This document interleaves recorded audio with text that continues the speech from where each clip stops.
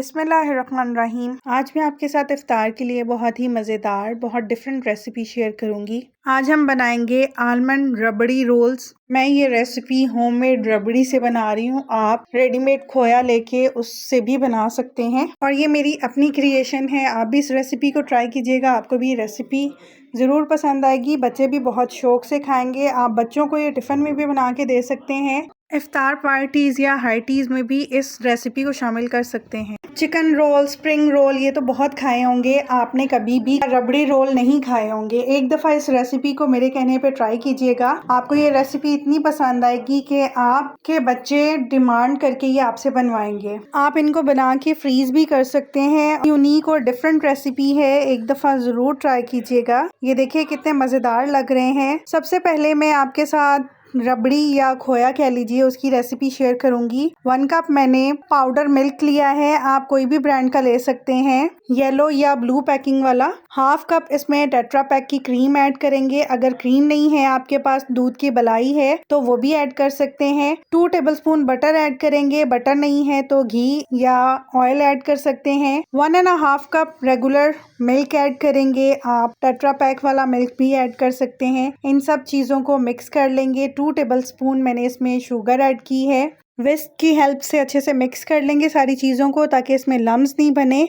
और जब हम इनको कुक करें तो आपको पता है जब गुठलियाँ आएँ तो वो अच्छा नहीं लगता। स्मूथ सा हमारा खोया या रबड़ी रेडी होनी चाहिए। और 2 टेबलस्पून इतने बैटर के लिए मीठा काफ़ी है, ज़्यादा मीठा नहीं कीजिएगा। अब इसको लो टू मीडियम फ्लेम पर हम कुक करेंगे और मुसलसल इसमें विस्क या चम्मच चलाते जाएंगे ताकि जो हम रबड़ी तैयार कर रहे हैं वो जले नहीं साइडों से भी, क्योंकि इसमें मीठा डाला है, ड्राई मिल्क ऐड किया है, उसकी वजह से ये मिक्सचर जल्दी जल सकता है। इसलिए हम मुसलसल इसमें चम्मच चलाते जाएंगे। साइड्स भी स्पैचुला से क्लियर करते जाएंगे ताकि साइड्स पर भी जो हम रबड़ी खोया तैयार कर रहे हैं वो लगे नहीं। 7 से 8 मिनट हो चुके हैं मुसलसल इसको कुक करते हुए। ये देखिए अब बॉइलिंग पॉइंट भी आ चुका है और ये थिकनेस की तरफ भी आ चुका है, लेकिन मैंने इसको मजीद थिक करना है क्योंकि हमने रबड़ी खोया टाइप इसको टेक्सचर देना है। हाई फ्लेम पर इसको बिल्कुल भी आपने कुक नहीं करना वरना ये सारा जल जाएगा और इसका टेक्सचर भी बिल्कुल खराब हो जाएगा। और इसका कलर भी जो इतना लाइट्स और प्यारा सा खोया का कलर आ रहा है एक्चुअल वो नहीं आएगा, डार्कनेस की तरफ चला जाएगा। ये देखिए अब इसको मैंने मजीद कुक किया है और ये जब ठंडा होगा तो इससे भी ज्यादा थिक हो जाएगा। ऑलमोस्ट हमने 10 से 12 मिनट इसको कुक किया है। लो टू मीडियम फ्लेम पर ही इसको कुक किया है। जब ये खोया पतीली का पैंदा छोड़ देगा तो हमारा खोया बिल्कुल रेडी हो चुका है। अब मैं इसको निकाल लूंगी और ठंडा कर लूंगी। रोल की फिलिंग के लिए बस इतनी थिकनेस चाहिए मुझे। अगर मज़ीद मैं इसको कुक करूंगी तो वो बिल्कुल खोए की फॉर्म में आ जाएगा। हमें इसी तरह से रबड़ी की फॉर्म में चाहिए ताकि ब्रेड पर हम इजीली इसको अप्लाई कर सकें।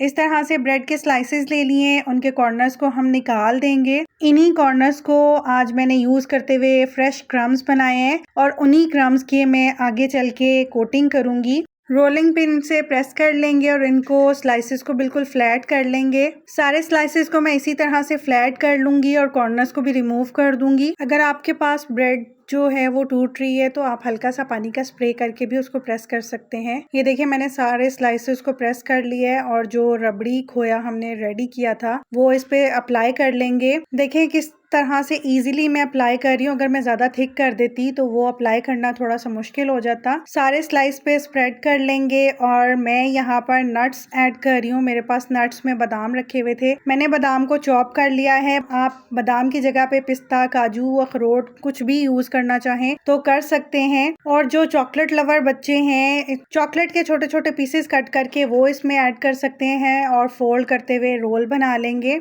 इसी तरह से मैं सारे रोल्स रेडी कर लूंगी। आप रेडीमेड खोया लेके उसमें थोड़ी सी क्रीम मिक्स करके और नट्स वगैरह ऐड करके वो वाली फिलिंग भी रेडी कर सकते हैं। खाली अगर चॉकलेट स्प्रेड है तो वो भी लगा के आप इस तरह से रेडी कर सकते हैं। एक ही रेसिपी में मैंने आपको 2 से 3 न्यू आइडियाज़ दे दिए हैं, आपको जो भी इजी लगे आप कर सकते हैं।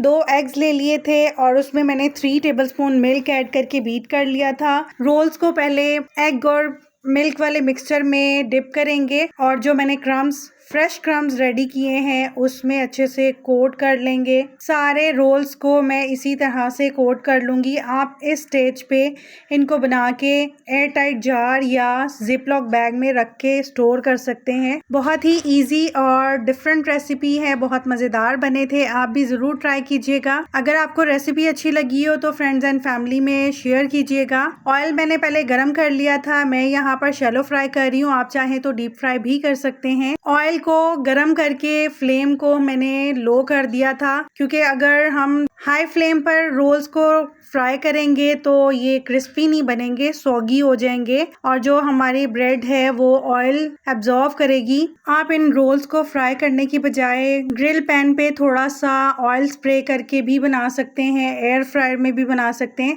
अगर आपने इनको ज़्यादा हेल्दी करना है तो। छोटे छोटे टिप्स और पॉइंट्स को फॉलो करते हुए आप भी रेसिपीज़ अगर बनाएंगे तो आपकी रेसिपीज़ भी बहुत ही परफेक्ट बनेंगी। 2 से 3 मिनट मैंने एक साइड से फ्राई किया है, 2 से 3 मिनट ही दूसरी साइड से फ्राई किया है। अच्छा सा गोल्डन कलर आ गया है। अब मैं इनको निकाल लूँगी और एक्स्ट्रा ऑयल इनका ड्रेन कर लेंगे। बहुत ही क्रिस्पी और बहुत ही मज़ेदार बने थे। आप भी इस रेसिपी को ज़रूर ट्राई कीजिएगा। अगर रेसिपी अच्छी लगी हो तो लाइक कीजिएगा, कमेंट सेक्शन में अपना फीडबैक ज़रूर दीजिएगा। और अगर आप न्यू हैं मेरे चैनल पे और आपने अभी तक मेरे चैनल को सब्सक्राइब नहीं किया है तो आपसे रिक्वेस्ट है, प्लीज़ मेरे चैनल को सब्सक्राइब कीजिएगा। नोटिफिकेशन के लिए बेल आइकन ज़रूर प्रेस कर लीजिएगा ताकि हर रेसिपी का नोटिफिकेशन आपको मिल सके और मैं इसी तरह से डिफरेंट रेसिपीज़ को आपके साथ शेयर कर सकूं। फ्रेंडली बजट रेसिपीज़ आपके साथ शेयर कर सकूं ताकि आप भी उन रेसिपीज़ को इजीली घर पर तैयार कर सकें अपने फैमिली मेम्बर्स के लिए।